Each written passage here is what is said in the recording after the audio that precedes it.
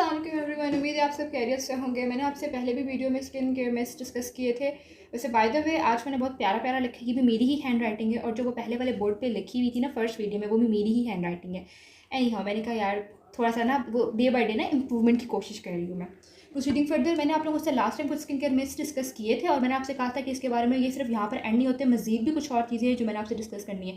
वैसे तो there are so many to discuss, but देखो कुछ चीज़ें हैं जो बहुत कॉमनली लोगों में डिस्कस होती हैं। जैसे मैंने कुछ लास्ट टाइम 5 बताए थे, आज मैं कुछ आपको और बताऊँगी।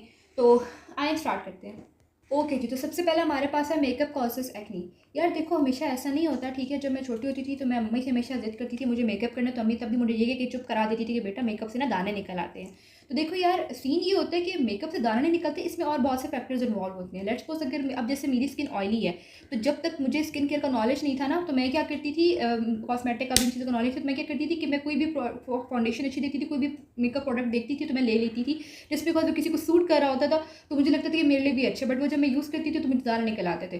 प्रॉब्लम ये होती है कि ना, जब भी हमने कोई भी कॉस्मेटिक या स्किन केयर प्रोडक्ट लेना होता है ना, तो उसमें हमें अपनी स्किन केयर टाइप के हिसाब से चीज़ लेनी होती है। यार मुझे लोकल कॉस्मेटिक्स का तो नहीं पता, मैं गलत बात ही करूँगी, लेकिन मुझे ब्रांडेड का पता है। आप मेबेलिन के ले लो, बाकी लॉरियल के ले लो। उनका ये सीन होता है कि उन्होंने प्राइमर बनाया हुआ है, तो वो जो है ऑयली स्किन के लिए अलग होगा और ड्राई स्किन के लिए अलग होगा। फाउंडेशन होगी तो वो भी अलग होगी, बीबी क्रीम होगी तो वो भी अलग होगी, ठीक है। तो कहने का मकसद ये है, इवन पाउडर भी उन्होंने कुछ ने ऐसा किया हुआ होता है, ऑयली स्किन के लिए अलग, ड्राई स्किन के लिए अलग। तो इसका ये तरीक़ाकार होता है। अब ये देखो, ये जो मैंने रखी हुई ना, ये बीबी क्रीम, ये भी मेरी ऑयली स्किन के हिसाब से है, ठीक है।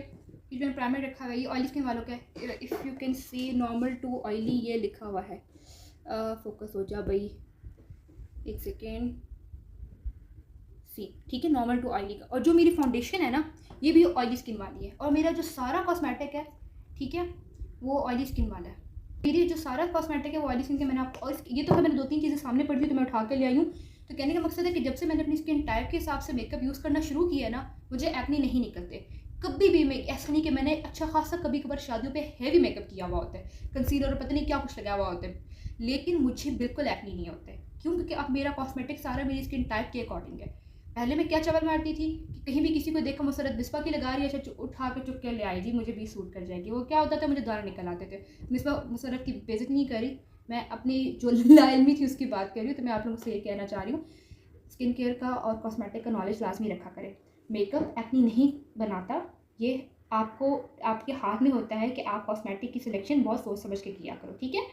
तो इसलिए इसका जवाब है नॉट एवरी टाइम, ठीक है, हमेशा ऐसा नहीं होता। अगर आप अच्छा कॉस्मेटिक यूज़ कर रहे हो और अपनी स्किन टाइप के हिसाब से यूज़ करो तो आपको कभी दाने नहीं निकलते। जब से मैंने कॉस्मेटिक में ये चेंजेस लाई हैं, अपनी स्किन टाइप के हिसाब से कॉस्मेटिक ली है, मैं जितना भारी मेकअप कर लूँ, मैंने 14-15 घंटे भी एक दिन में मेकअप चलाया, लेकिन मैंने वापस आके क्लेंजिंग किया, मुँह हाथ धोया, सो गई हूँ, मुझे बिल्कुल कोई दाने नहीं निकले। ठीक हो गया, हम यहाँ पे क्लियर हो गए।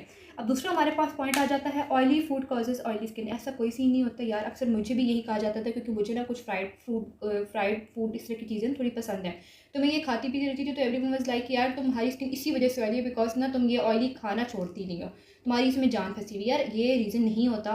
ऑयली फूड तो फिर देखो, फिर जितने ड्राई स्किन वाले हैं उनकी भी स्किन ऑयली हो जाए, उनकी तो ऑयली नहीं होती, वो जितना मर्जी की खाते रहे। ये मैटर करता है आपकी डाइट पे भी, आपकी जेनेटिक्स पे भी, हार्मोन्स पे भी। देखो oily food to some extent कहीं ना कहीं असर कर रहा होता है, बट 100% इसका नहीं होता। डाइट का भी असर होता है, डाइट का बहुत रोल होता है, ठीक है, कि आप अपनी ओवरऑल डाइट कैसे रख रहे हो। फिर जेनेटिक्स पे भी डिपेंड करता है और आपके हार्मोनल इशू पे भी डिपेंड करता है, ठीक है। ओके जी, जो तीसरा पॉइंट है हमारे पास वो है you don't need sunscreen on cloudy days. यार ऐसा कोई सीन नहीं होता, ठीक है। इवन यहाँ पे मैंने मेंशन भी किया हुआ है कि up to 80% of UV rays can penetrate clouds. ठीक हो गया, तो ज़रूरी नहीं होता है कि यार आप क्लाउडी डेज है तो आप सनस्क्रीन ना लगाओ कि यार आज कौन सा सूरज निकला है तो मुझे सनस्क्रीन की ज़रूरत नहीं है। सनस्क्रीन मैं कहती हूँ घर में भी लगा लिया करो यार। घर में मैं खुद सनस्क्रीन घर में भी लगाती हूँ। मैं आपको इवन दिखाती हूँ कुछ सनस्क्रीन जो मैंने बड़ी कॉमनली रखी हुई हैं। तो ये देखो यार, कि मैंने कुछ अपने लिए डेली यूज़ की रखी हुई हैं। अब ये मैं जब घर में बिल्कुल घर में फिर रही होती हूँ ना, कहीं बाहर नहीं जाना होता, तो मैंने ये वाली लगानी होती है। इसका रिव्यू भी आपको मेरी चैनल पे कंप्लीट मिल जाएगा। ये बहुत ही अच्छी सनस्क्रीन है, बट ये थोड़ी एक्सपेंसिव पड़ती है क्योंकि इसमें केमिकल्स बहुत कम है, इसमें फ्रेगरेंस नहीं है। तो ये ऑयली एक्नी प्रोन ब्रेकआउट्स वाली स्किन और नॉर्मल ड्राई हर तरह की स्किन के लिए ये सॉरी सनस्क्रीन है। मैं घर में इसको लगा के घूमती रहती हूँ। जब मैंने बाहर जाना होता है ना, तो मैं फेस के लिए ये वाली यूज़ कर लेती हूँ, और बाकी नेक वगैरह के लिए, क्योंकि मेरी नेक वाला पोर्शन जो है ना मेरा वो थोड़ा ड्राई है, फेस मेरा ऑयली है, تو میں ایک ڈرائی کے لیے ہے اور ایک آئلی اسکن کے لیے ہے. تو یہ دونوں میں یہ میرے ڈیلی کے حساب سے یوز ہے, ڈیلی, کیونکہ میں نے یونیورسٹی جانا ہوتا ہے تو میں یہ ڈیلی یوز کرتی ہوں. اور جب میں رینڈملی گھر میں ہوتی ہوں تو میں یہ یوز کر رہی ہوتی ہوں. آپ کو ان تینوں کے بارے میں کمپلیٹ ریویوز ویڈیوز چاہیے ہوں تو وہ بھی میرے چینل پہ اویلیبل ہیں. تو یار اب یہ ہمارا یہ والا ٹاپک بھی ہو گیا, ٹھیک ہے, کہ ایسا کوئی سین نہیں ہوتا. میرا بارش بھی ہو رہی ہے تب بھی میں نے سنسکرین لگائی ہوئی ہوتی ہے, سنسکرین ایوری ٹائم. ٹھیک ہو گیا, یہ پتہ نہیں کیا مجھے خیال ہے گن بچا دیا میں نے, ہو گیا. اب تو چوتھا پوائنٹ یہ ہے کہ انسٹنٹ اسکن کیئر ریزلٹس. ٹھیک ہے, کوئی بھی کریم جس کے اوپر یہ لکھا ہوتا ہے کہ 2 دن میں رنگ ہو رہا, 4 دن میں رنگ ہو رہا, 2 دن میں دانے ختم, 4 دن میں دانے ختم, سب بکواس ہے, سب بکواس. ایسا کبھی ایسا ہو ہی نہیں سکتا. کوئی بہت ہی بہترین اسکن کیئر پروڈکٹ ہوگا نا, بہت ہی بہترین, تو وہ بھی 1-2 ہفتے تو لے گا, منیمم 1 ہفتہ تو اس کا بھی کہیں نہیں گیا. کہ جو 2 دن میں رنگ ہو رہا ہے, 1 دن میں رنگ ہو رہا ہے, آپ رات کو لگا کے صبح آپ کے دانے ختم, ایسا کبھی نہیں ہوتا. یہ سب صرف باتیں ہیں, ان پہ کبھی بلیو نہیں کرنا. اور خاص طور پہ ایسے ریویوز تو بالکل بھی میں دیکھ کر جہاں پہ یہ لکھا ہوا کہ 2 دن میں اس کا خاتمہ, 2 دن میں ایکنی کا خاتمہ, 2 دن میں بریک آؤٹس کا خاتمہ, 2 دن میں رنکلس کا ہے. سب آپ کی نفسیات کے ساتھ کھیلنے والی چیزیں ہوتی ہیں. نہ اپنا وقت ضائع کیا کرو, نہ اپنے پیسے ضائع کیا کرو. ٹھیک ہے, تو انسٹنٹ اسکن کیئر ریزلٹس کبھی بھی نہیں ہوتے. It really tax like wax two months. اچھے سے اچھے پروڈکٹ اٹھا لو گے نا تو یار تبھی وہ 1 ہفتہ تو ان کے کہیں نہیں, 1 ہفتہ تو ان کا کہیں نہیں جاتا. اوکے جی, جو 5th پوائنٹ ہے ہمارا, یار دیکھو میں نے کوئی اسکرپٹ وغیرہ نہیں تیار کی بھی ہوتی ہے. ٹھیک ہے, جو کہ میرے جینوئن ایکسپیرینسز ہوتے ہیں میں وہی شیئر کر رہی ہوتی ہوں. جس میں کبھی میری ٹون اوپر ہو جاتی ہے, کبھی نیچے ہو جاتی ہے, کبھی الفاظ کا چناؤ اچھا ہوتا ہے, کبھی تھوڑا سا ادھر ادھر نکل جاتا ہے, تو پلیز اگنور کر دیا کرو. بیکاز نہ تو یہ اسپانسرڈ ہیں, پیڈ ہیں کہ میں تھوڑی سی میٹھی میٹھی زبان, شگری لینگویج یوز کروں. جو میرے ایکسپیرینس ہوتے ہیں میں آپ سے وہی شیئر کر رہی ہوں. تو آئی تھنک جینوئن رہنا چاہیے بندے کو. 5th پوائنٹ ہے, you should stick to one skin care routine for ever. ٹھیک ہے, یہ چیز بہت غلط ہے کہ میں نے بہت کامنلی دیکھی کہ لوگ ہمیشہ کہتے ہیں کہ آپ کو ہمیشہ ایک اسکن کیئر روٹین فالو کرنی چاہیے فار ایور, لائف ٹائم. یار دیکھو, skin changes with age, season and many more things. ٹھیک ہے, آپ کی اسکن بدلتی رہتی ہے. 20s میں آپ کی اسکن اور ہوگی, 30s میں اور ہوگی, 40s میں اور ہوگی.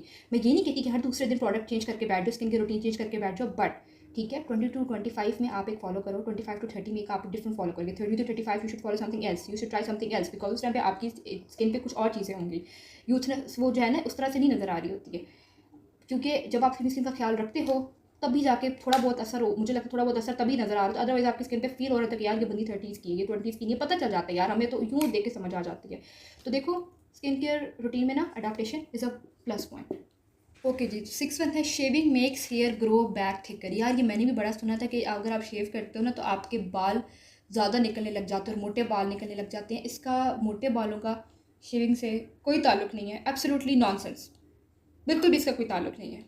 بہت سی لڑکیاں شیو کرتی ہیں, بال اس سے موٹے نہیں نکلتے, آپ کے بالوں کی وہی ایکچوئل گروتھ ہوتی ہے جو ہوتی ہے.